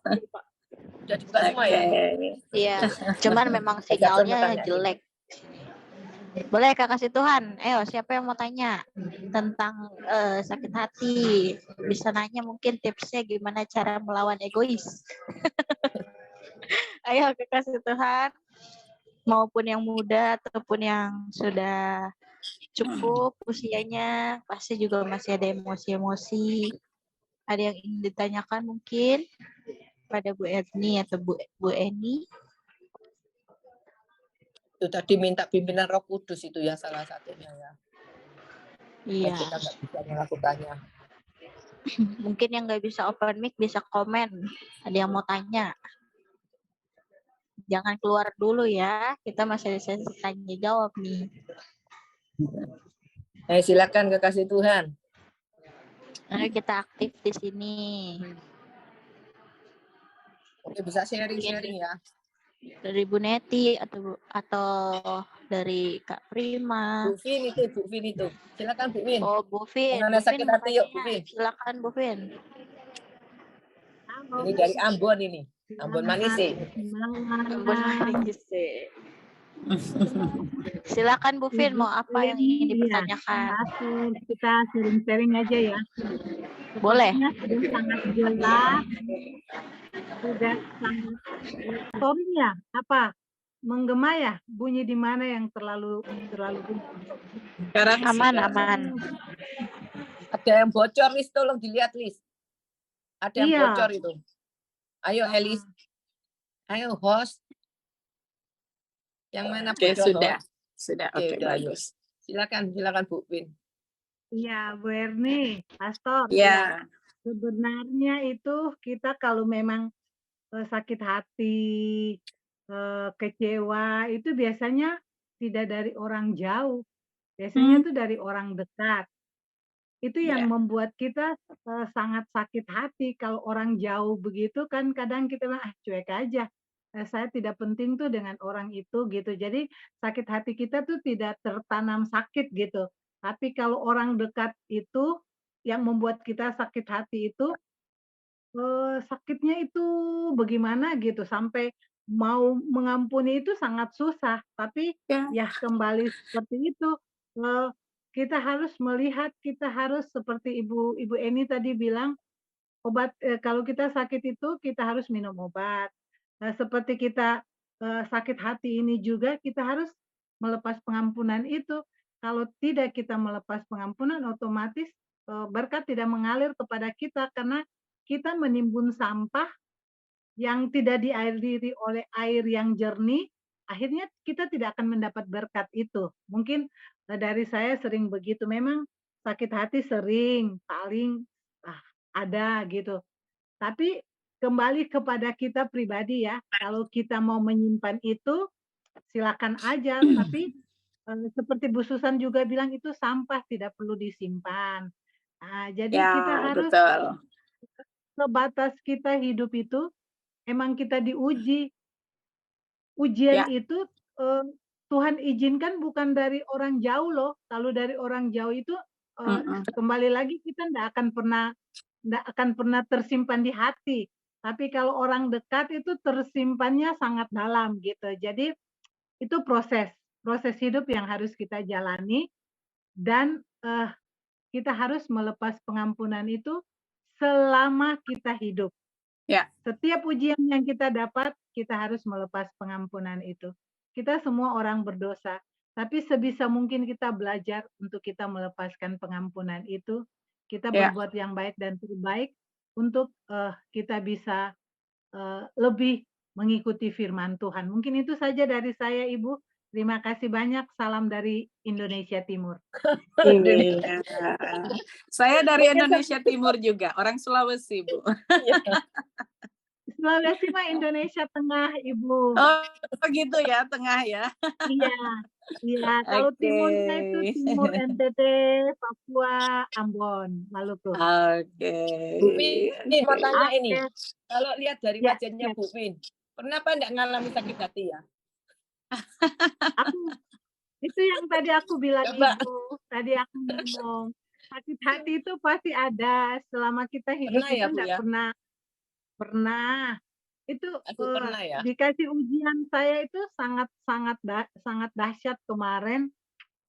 Kita kan kerja Oh, baru sama. kemarin ya, Bu Pin ya? Yang Oh, baru beberapa kemarin ya bulan sakit yang hatinya ya? lalu, beberapa bulan yang lalu kita kan kerja sama. Duit saya itu kan dipakai tapi tidak dikembalikan. Diminta jadi masalah. Kan sakit hati juga. Padahal itu bukan orang jauh, orang dekat. Seperti Iya. begitu. Kita mau marah. Sebenarnya bisa kita lakukan itu. Sering kita ngomong begini, untung kamu kenal saya itu saya sudah kenal Tuhan.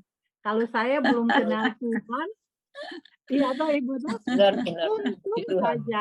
Begitu. Jadi puji Tuhan, Tuhan izinkan cobaan-cobaan itu datang di saat kita sudah selalu ada di kaki Tuhan. Seperti Amin. begitu dan kita akan menerima tanda heran yang lain ke tanda heran yang Amin. lain karena Puji kita nama melepaskan Tuhan. pengampunan itu. Ya, seperti Ya. begitu Ibu. Bu Pin memiliki hati malaikat ya, luar biasa. Tuhan yang akan mengembalikan ya. Itu memang cara Tuhan itu. Amin. Seperti itu. Amin. Ya. Si nama Tuhan. Bu Temi, silakan Bu Temi. Ayo Bu Temi. Oh, Bu Temi, Ini silakan. ada Bu Temi nih, orang Surabaya. Silakan Bu Temi. Mengenai sakit hati yuk. Ini pendoa Tuhan ini juga. Pendoa sapa. Silakan Bu Temi Belum untuk dibuka. buka mic-nya. Belum dibuka Bu Temi. Ya. Mic-nya dibuka. Saat ini saya tidak ada sakit hati.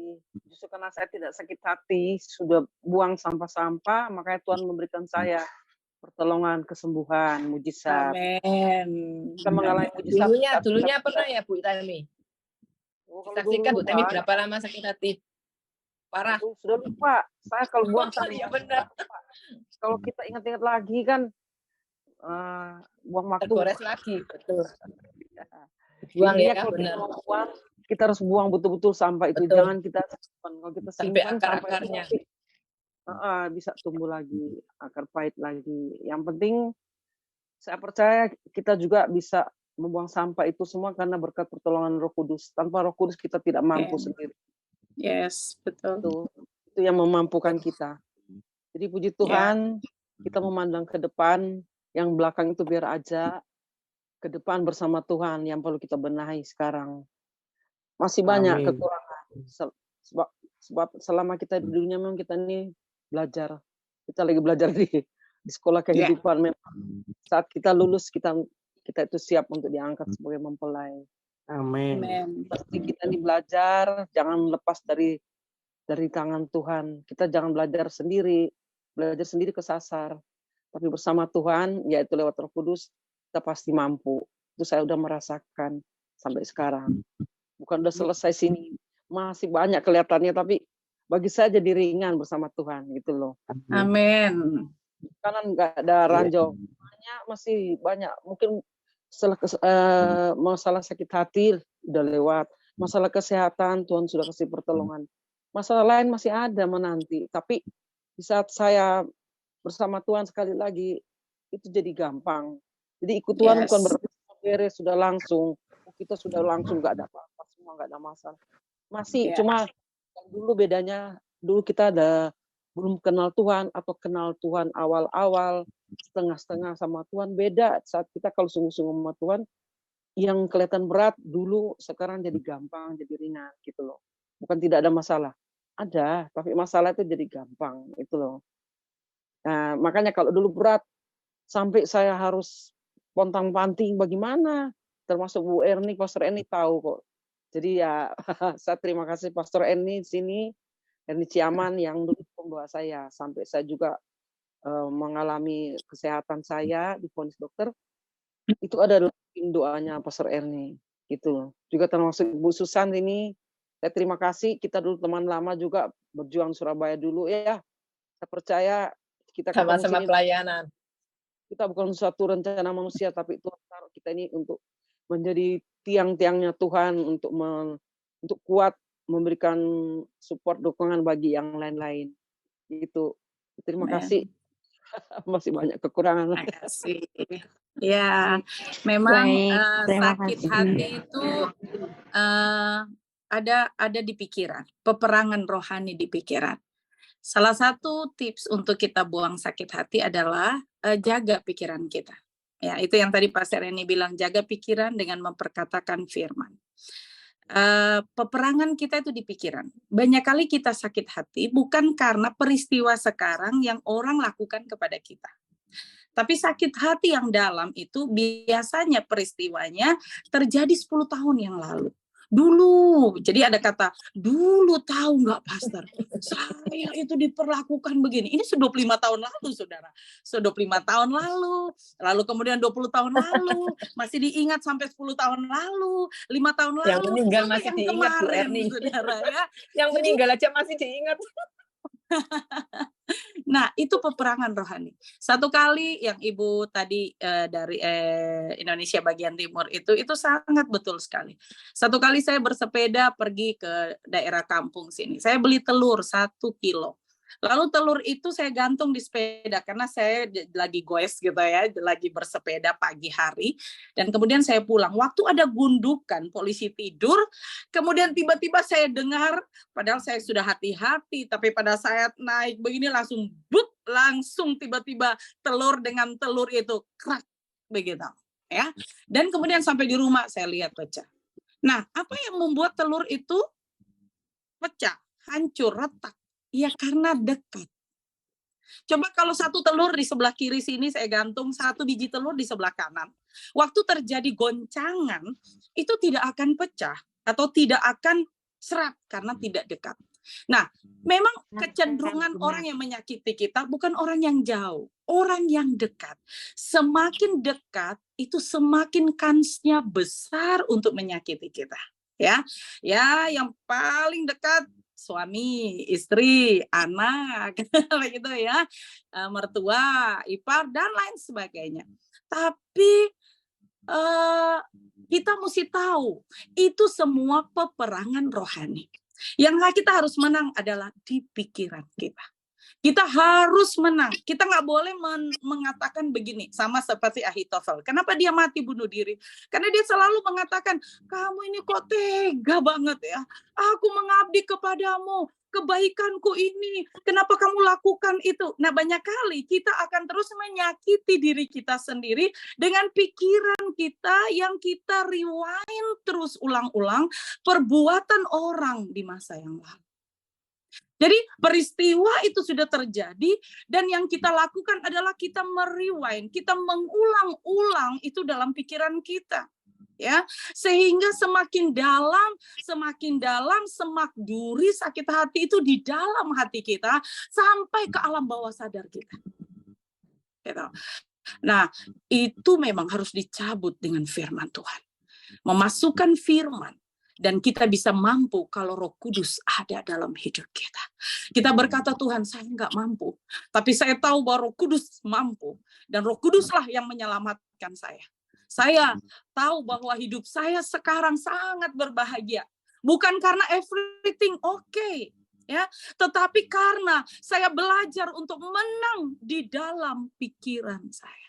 Setiap kali muncul peristiwa yang 20 tahun yang lalu, 30 tahun lalu, masa kecil, kita diperlakukan yang tidak baik dan tidak enak.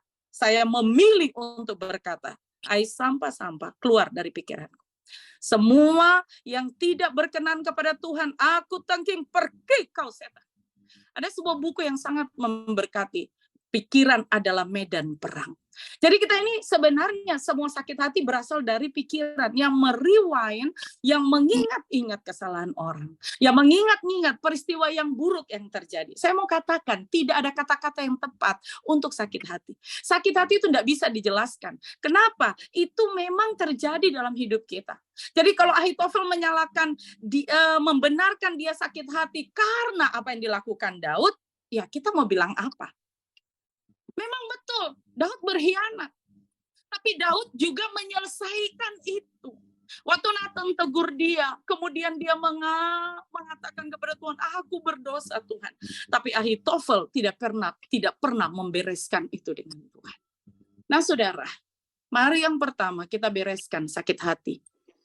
Kalau kita berkata, saya mau beres kalau orang lain datang minta maaf sama kita. Saya katakan, tidak selalu orang bisa minta maaf. Kadang-kadang orang nyakiti kita, dia nggak tahu kalau dia nyakitin kita kok. Ya, kita sakit hati, orang yang nyakitin kita dia nggak tahu kalau nyakitin kita. Ya, dia makan enak, rawon, capcay, dia makan sedap-sedap. Kita mau makan, ingat sakit hati, nggak jadi makan lagi, kesel lagi. Jadi kita sebenarnya lagi proses bunuh diri, saudara. Kitalah yang bertanggung jawab atas hidup kita sendiri. Kitalah yang harus mengatakan bahwa yang ada dalam pikiranku, yang aku isi dalam pikiranku adalah firman Tuhan. Saya selalu mengganti semua yang dilakukan oleh orang kepada saya dengan apa yang Yesus lakukan kepada saya. Saya merewind kebaikan Tuhan. Saya mengingat pertolongan-pertolongan Tuhan. Itu obat yang sangat manjur sekali. Nggak perlu kita tunggu orang minta maaf. Karena soal mengampuni, soal membereskan sakit hati itu soal diri kita dengan Tuhan. Bukan soal orang lain. Orang datang kepada saya minta maaf. Puji Tuhan, bagus sekali. Memang ada dalam satu peristiwa Yusuf, saudara-saudaranya datang kepada dia kan, dan minta maaf, merasa bersalah. Ya kadang-kadang kita pingin seperti itu. Aku pingin satu kali, orang yang menyakiti saya, berlutut di depan saya, dan mengatakan dia salah. Hore, menang. Sebenarnya saudara kita nggak menang. Kita sedang ada di dalam sakit hati. Sebenarnya kita nggak beres, belum beres dengan Tuhan. Kalau kita bersuka cita atas orang lain yang harus tunduk kepada kita, harus datang kepada kita. Jadi mungkin orang lain tidak sadar melakukan sakit hati. Bagian kita adalah membereskan diri kita dengan Tuhan. Dan kita akan berbahagia, kita akan bersuka cita, kita akan tambah cantik, kita akan tambah ganteng, kita akan memiliki keluarga bahagia karena kita memilih untuk mengasihi dan mengampuni. Amin. Puji Tuhan. Amin. Terima kasih Bu Erni sudah diberikan tambahan nih kekasih Tuhan dari Bu Erni. Oke, sekarang karena waktunya sudah cukup larut malam, kita akan menutup Zoom pada malam hari ini dengan doa berkat dan penutup oleh Bu Erni. Mungkin dipersilakan Bu. Oke, mari kita mengangkat kedua tangan kita. Pergilah saudara-saudaraku, di mana saja engkau pergi dan berada. Bawalah Tuhan, hadirat Tuhan selalu ada dalam hidupmu. Sehingga setiap kali ada orang yang menyakiti engkau, saat itu juga engkau akan menangkis dengan firman Tuhan. Dan engkau akan membuang jauh-jauh. Dan Roh Kudus memampukan kamu untuk mengampuni dan mengasihi. Maka hidupmu akan berbahagia.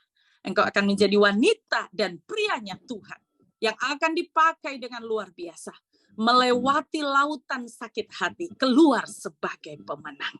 Terima kasih banyak Tuhan. Kami bersyukur, hamba berdoa buat semua kami yang ada dan mengikuti Zoom pada malam hari ini. Biar kami semua dibebaskan. Kami benar-benar merdeka. Kami benar-benar dipulihkan oleh Tuhan. Dan peristiwa-peristiwa yang pahit, yang kalau kami ceritakan, semua kami pernah mengalami Tuhan. Tapi semua tidak akan berarti.